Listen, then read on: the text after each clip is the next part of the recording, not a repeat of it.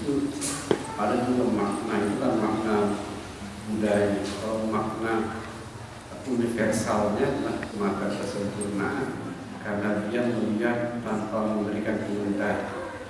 Karena di tingkat kesempurnaan semuanya baik, semuanya Tuhan, semuanya suci. Karena semuanya baik, semuanya Tuhan, semuanya suci, makanya tidak memerlukan penjelasan lebih lanjut. Karena tidak memerlukan penjelasan lebih lanjut, maka mulut tidak diperlukan. Dan mulut hanya diperlukan kalau ada penjelasan, tidak memerlukan penjelasan. Kiri, kalau orang Bali kan menyebutnya kilur, yang oleh orang biasa disebut jelek, gitu ya.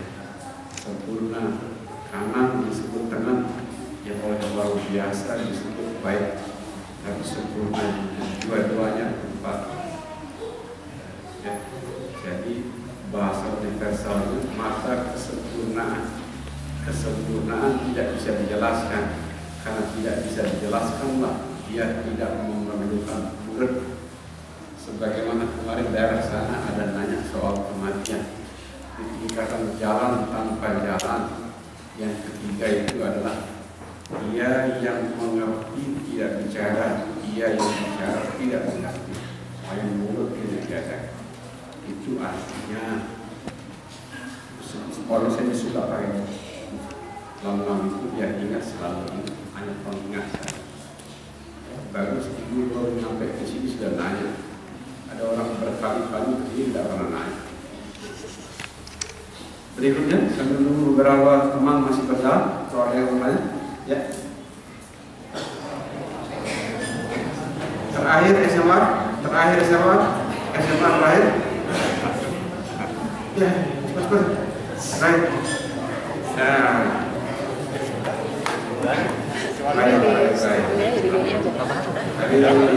Sudah. Sebentar. Siapa yang lain? Itu dapat. Udah ada ibu-ibu aja. Udah ada ibu-ibu. Terima kasih Pak. Oh ini mungkin ibunya ini barang. Ya.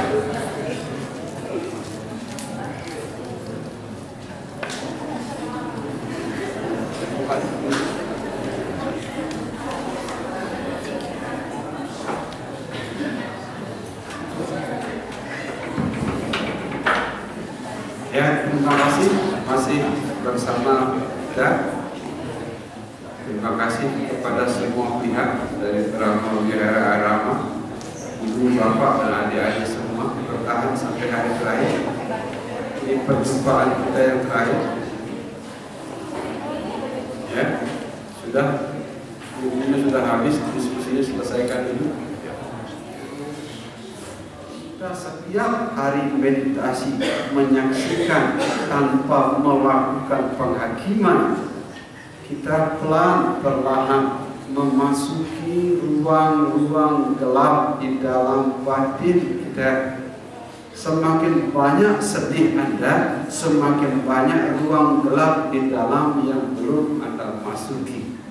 Dan meditasi memasuki ruang gelap di dalam dengan membawa lentera, kesedihan, rasa sakit, penderitaan ternyata hanya tali di kegelapan. Kita takut di kegelapan, tali itu kita kira ular. Tatkala cahaya terang vipassana menyala, kita baru bergumam, sialan, ternyata bukan ular, hanya tali biasa. Jadi lewat meditasi kita memasuki ruang-ruang gelap di dalam. Bagaimana persisnya memasuki ruang-ruang gelap di dalam lewat meditasi? Apapun yang terjadi di luar maupun di dalam, saksikan tanpa melakukan penghakiman. Saksikan tanpa melakukan penghakiman. Saksikan tanpa melakukan penghakiman. Itu sebabnya definisi meditasi ala saya sederhana. Meditasi adalah istirahat di saat ini apa adanya. Istirahat di saat ini apa adanya. Badan lagi semutan, istirahat apa adanya. Pikiran lagi damai, istirahat apa adanya. Lagi dipuji sama suami, istirahat apa adanya. Lagi dimarahin anak mertua, istirahat apa adanya.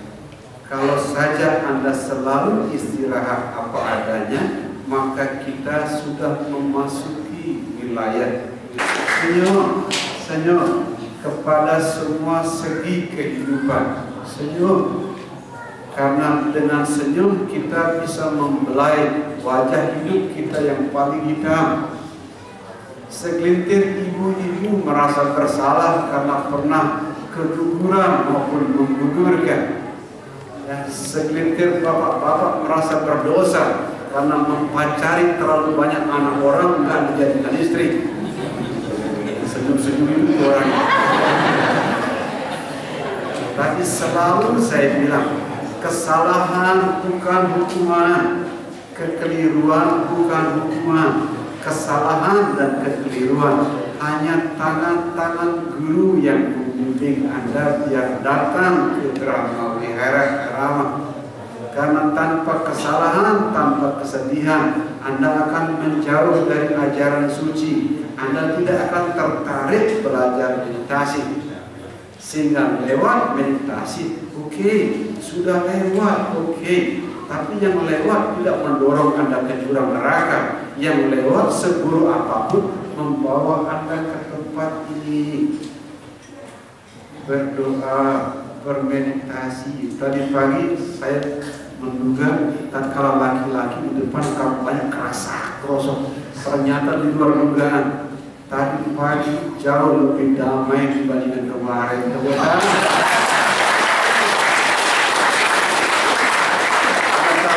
Kenapa saya sebut damai? Begitu saya buka mata saya dari meditasi, saya lihat di atas itu bulan dikelilingi lingkaran sempurna.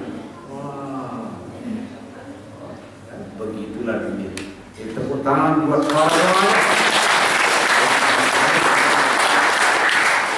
Itu tandanya banyak yang sudah mulai tersenyum. Baik senyum, buruk senyum. Tapi jangan diterjemahkan begini, lulus senyum, tidak lulus juga senyum. Anda harus sekolah, Anda harus lulus, Anda harus punya ijazah, Anda harus bekerja dan mandiri.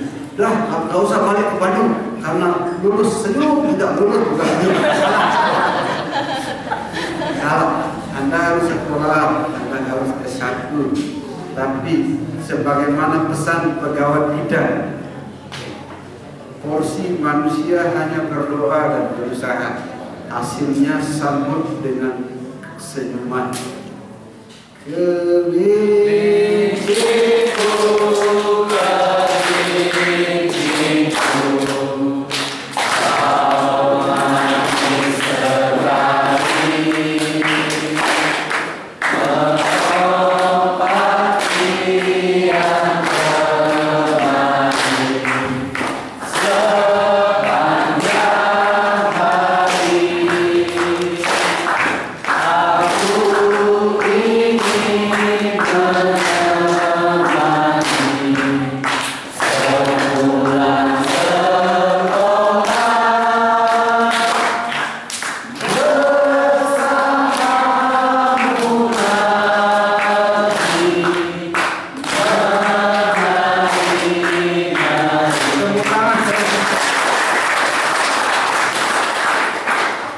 Setiap orang yang baru belajar meditasi pasti pikirannya lompat-lompat. Jangan berkecil hati, itu problema semua pemula. Semua pemula, termasuk makhluk tercerahkan pun memulainya seperti itu. Lompat-lompat, sebagaimana kelinci yang baru dibeli. Tapi kalau kelincinya kita sayangi, kita kasih rumput, kasih minum, kita dekat, Lama-lama lompatannya tambah halus, tambah halus, tambah halus, sampai suatu hari kelincinya bisa kita dekap dan diam. Pesannya sederhana, tatkala pikiran melompat, tatkala pikiran melompat ke depan, ke belakang, ke rumah, ke kantor, jangan lupa disayangi, dirawat, karena yang baik diri Anda, yang salah diri Anda, yang benar diri Anda, yang keliru juga diri Anda. Sebagaimana kelinci, pikiran yang lompat-lompat, kalau dikawal, disayangi, dipeluk, lama-lama lompatannya jadi tambah halus, tambah halus, tambah halus, sampai suatu hari di puncak kehalusan pikiran, ya istirahat dalam samadhi, istirahat di saat ini apa adanya, kehutanan.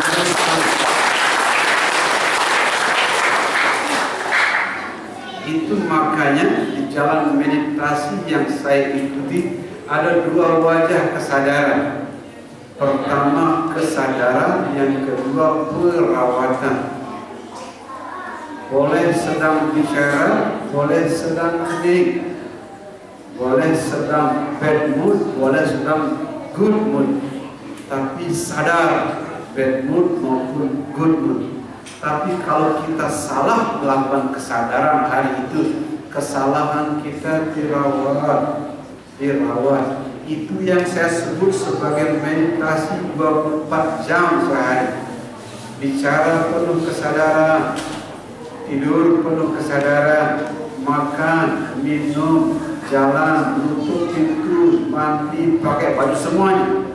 Tapi kalau lupa dan hilaf, jangan lupa hilaf dan salahnya dirawat selembut kita merawat kelinci. Problema banyak sekali orang yang bertahun-tahun meditasinya tidak bisa konsentrasi. Sederhana, kesalahannya dibenci, kekurangannya dibenci, kekeliruan ditendang. Seperti kelinci ditendang, tambah lama lompatannya tambah hebat. Lewat meditasi, kelinci melompat dalam bentuk kekurangan dan kesedihan kita. Didekat. Hanya dengan dekat kemudian kelincinya bisa istirahat dalam konsentrasi, dalam saat ini apa adanya. Itu hari pertama. Dua mata saya, hidup saya satu, dua kaki saya, pakai sepatu baru.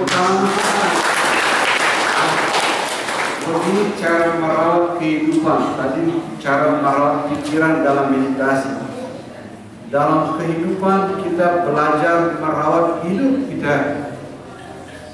Kalau Anda mencintai kelebihan Anda orang biasa. Tapi kalau Anda mencintai kekurangan Anda muridnya gede perawan. Di Zen ada pepatah tua yang berbunyi begini, Zen. Di mana ada gunung tinggi, di sana ada jurang dalam. Tidak ada gunung tinggi tanpa jurang yang dalam. Semua gunung tinggi, jurangnya dalam. Artinya apa? Di mana ada kelebihan yang banyak, di sana ada kekurangan yang banyak. Tidak ada gunung tinggi tanpa jurang, tidak ada. Kalau semuanya datar, jurangnya tidak ada. Artinya apa? Siapa yang berani mengambil kelebihan, jangan lupa di balik kelebihan selalu ada kekurangan. Tatkala saya masih berumur 18 tahun, saya bertanya kepada salah satu kakak saya, "Kak, apa syarat seorang istri yang baik?" Dengan tenang kakak saya bilang, "Pertama, wanita cantik." Kenapa? Biar bangga bawa istri kemana-mana. Yang kedua, anak orang kaya. Kenapa? Kurang-kurang ada yang minta dulu. Yang ketiga, wanita karir. Kenapa? 2 amplop jadi 1. 4, dahsyat tempat tidur. Kenapa? Biar tak irit. Yang kelima, bisa jadi pembantu kalau pembantu kita pulang tidak kerja. Anda tahu, jangankan dulu, sekarang pun wanita begituan tidak ada. Tidak ada. Kalau wanita cantik, anak orang kaya, wanita karir, gajinya bagus, pembantu pulang, kita yang ngepel berdua. Itu pun ngepel, lagunya begini.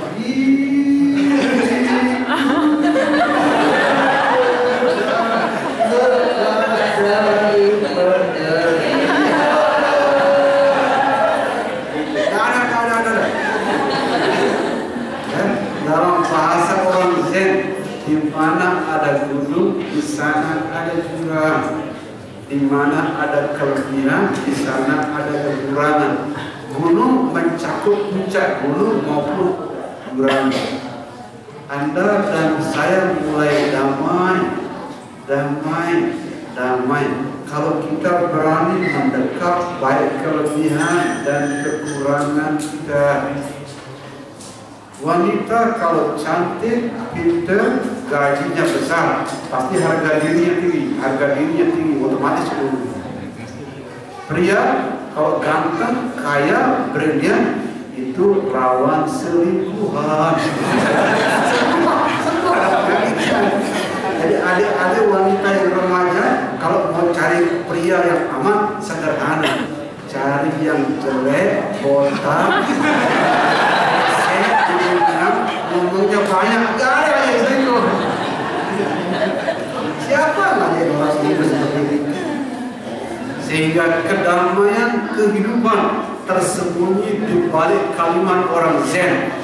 Di mana ada gunung tinggi, di sana ada jurang yang dalam. Seperti kita punya anak-anak. Ya, kalau yang pintar sekali, nakal ya, nakal. Kalau anak pintar, apalagi cerdas sekali, aktifnya menabur, konsekuensi. Tapi kalau anaknya polos, dia bulan depan autis gitu. Jadi seperti itulah dia sebenarnya. Ya, di mana ada kelebihan, di sana ada kekurangan. Sama dengan zaman dulu sekali saya masih jadi pegawai, itu memimpin Sleman, salesman. Salesman itu kalau yang pinter, jualannya banyak, canggih pencapaian targetnya, licik orangnya. Nggak ada tuh salesman pinter, canggih, targetnya baru jujur, nggak ada. Tapi kalau salesman pendiam, administrasinya bagus, tidak pernah melakukan kesalahan, 3 bulan tidak jualan dia. Ya, pesannya sederhana. Di mana ada gunung tinggi, di sana ada jurang yang dalam. Dalam bahasa meditasi, istirahat di saat ini apa adanya. Kalau Anda berjumpa kelebihan, siap-siap dengan mental. Di balik kelebihan tersembunyi kekurangan. Makanya kalau istri lagi cerewet, jangan terlalu marah. Istri lagi cerewet kan yang menakutkan itu mulutnya. Tapi di balik cerewetnya istri, malam-malam ciumannya indah menawan. Tapi jangan lupa, bibir yang sama. Yang cerewet bibir itu, yang cium ke bibir yang sama. Karena kenapa? Ciuman itu puncak gunung, cerewetnya seperti jurang. Memang demikian hukumnya. Sehingga rahasia kedamaian sederhana. Di mana ada kelebihan, di sana ada kekurangan. Ingat cerita kemarin di hari kedua. Ada guru Zen yang meditasi di mana-mana dan ketemu. Di jurang ke, di gua ke, di hutan, di pinggir pantai nggak ketemu. Akhirnya dia balik ke wihara, dia tukang masak. Suatu pagi dia pergi ke Indomaret, minta kepada pegawai Indomaret, tolong kasih saya bahan beras, minyak kecap yang terbaik. Pegawai Indomaret membuat Zen Master yang tercerahkan, karena jawaban pegawai Indomaret adalah everything is the best. Semua yang ada dalam hidup ini semuanya yang terbaik. Tepuk tangan. Karena semuanya sudah yang terbaik diberikan ke Anda, kita nyanyi lagu berikut ini. Rasa sayang, rasa sayang, sayangi, berdua dari jauh. Rasa sayang, sayangi, rasa sayang, rasa sayang, sayangi, berdua dari jauh. Rasa sayang, sayangi. Karena semuanya baik, semuanya indah. Jangan lupa sayangi, sayangi, sayangi. Ya, ada beberapa bule yang mau pindah agama, selalu saya bilang jangan, karena pindah agama bukan jawaban. Ya, dengan saya tidak ada pindah agama. Yang kita pindahkan adalah dari pikiran yang penuh kebencian menjadi pikiran yang penuh dengan kasih sayang. Ada orang dari Jakarta juga ke sini minta pindah agama. Jangan, jangan. Yang dirubah jangan agamanya, yang dirubah hanya satu, pikiran dan hati yang penuh dengan kasih sayang. Di semua agama banyak orang rindu tempat suci. Orang Bali rindu India, orang Buddha rindu Bodh Gaya, orang Islam rindu naik haji ke Mekah, orang Kristen dan Katolik ke Yerusalem dan seterusnya. Tapi tolong dicatat baik-baik. Kalau pikiran dan hati Anda sudah penuh dengan compassion, penuh dengan kasih sayang, semua tempat adalah tempat suci. Tepuk tangan.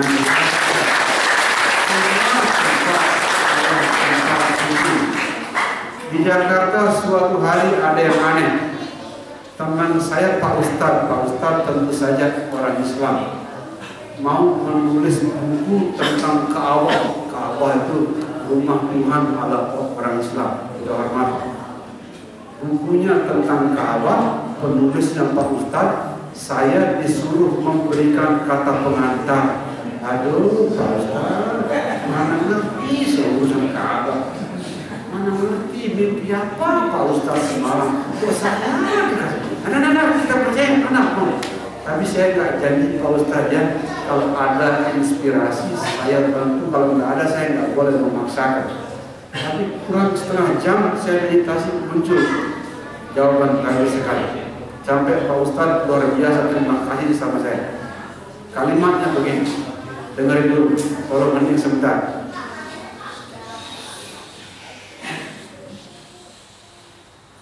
Menjumpai rumah Tuhan adalah sebuah kemuliaan.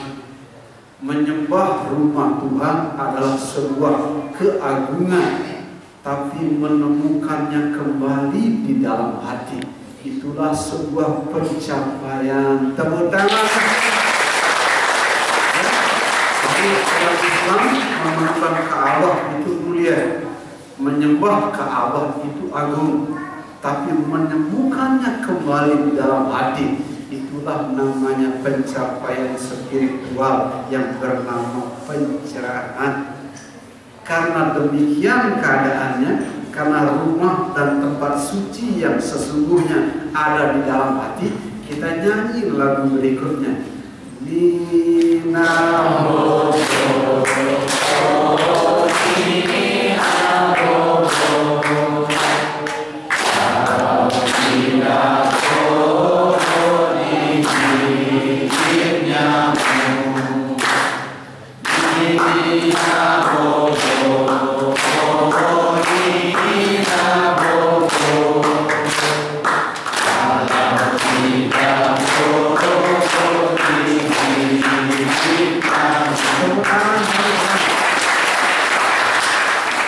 Kemarin boleh dari Belanda nanya, apa yang terjadi kalau kita sudah mengalami pencerahan orang Belanda?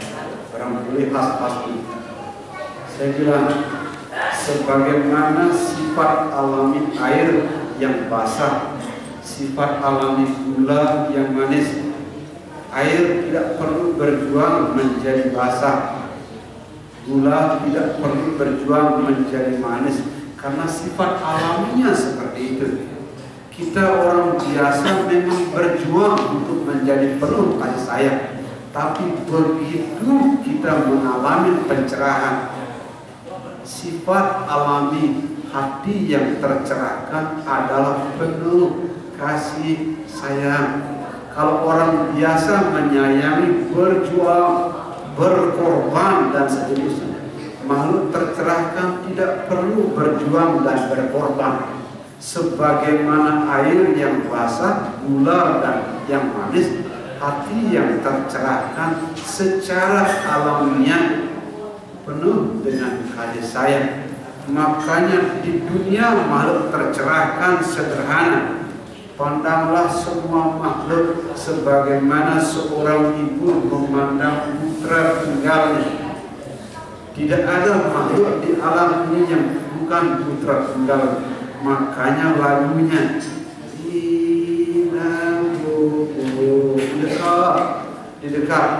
dekat. Saya kebanyakan di Jakarta. Kalau lagi tidak ada kegiatan di kantor, saya retret di rumah. Kayak meditasi seperti Anda, monobrate bahasa orang Bali, dia di rumah ya seperti Anda begini. Sore-sore biasanya saya meditasi jalan di belakang rumah, tapi kalau di belakang rumah saya kali nyamuknya banyak sekali. Dulu nyamuk banyak yang menggigit saya, tapi saya tidak usir, saya nyanyikan. Dulunya pernah takut karena pernah baca nyamuk demam berdarah warnanya hitam putih. Menakut anak-anak telat sedikit ke rumah sakit mati.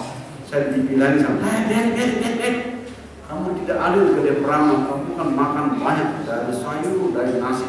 Sekarang kasih darah sama nyamuk. Saya kasih. Dan sudah bertahun-tahun sering yang hitam putih menggigit saya. Sampai hari ini atas berkah dulu tidak pernah demam berdarah, biasa saja. Karena kenapa? Karena begitu nyamuknya datang,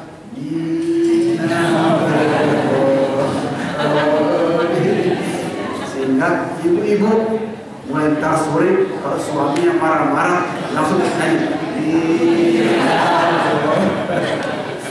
rawat suaminya, kan? Rawat. Di sini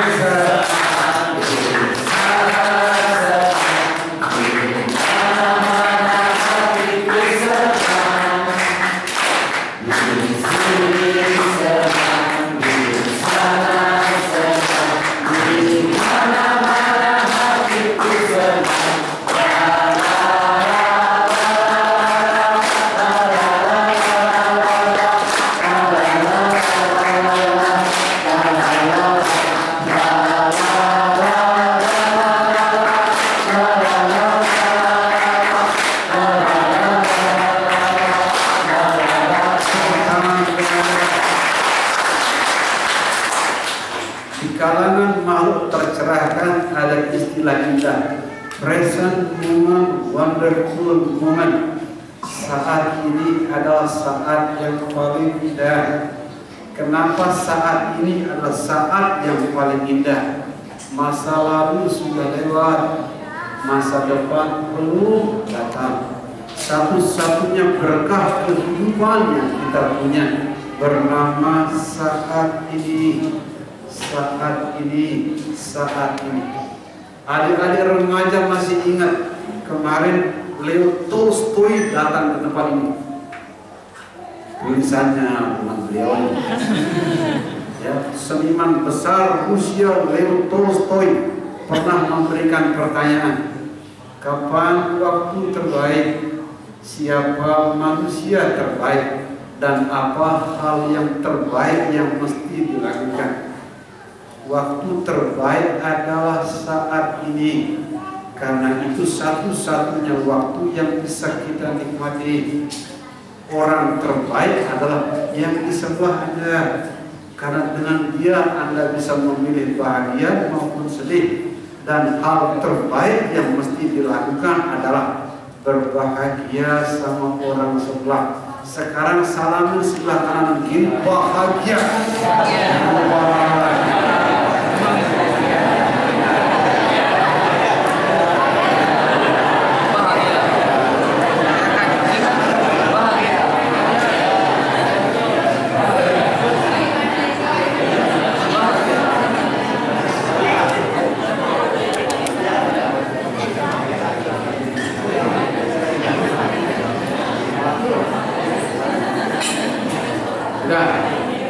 Lain bahagia, ya.